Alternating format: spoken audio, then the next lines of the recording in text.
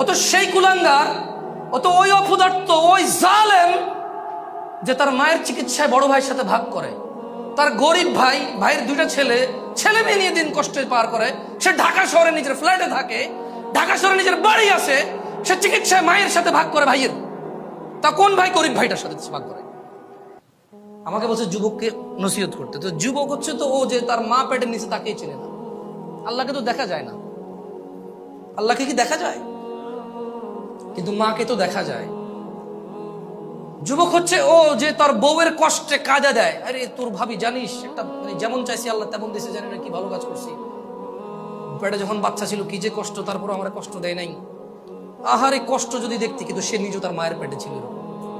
তার মা আরো বেশি কষ্ট পাইছে, কারণ অভাবের দিন ছিল। আরে রাজা মহারাজারা কষ্ট পাইছে আগে, এখন তো ফকিরও পায় না। ঢাকা শহরে নাকি ভিক্ষা করে মানুষ 3 তলা বাড়ি করে।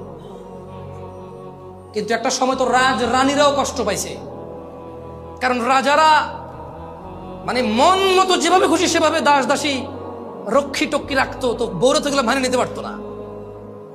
আগের যুগে রানীরও তত সুখ ছিল না, ওর বউয়ের যত সুখ এখন মাশাআল্লাহ।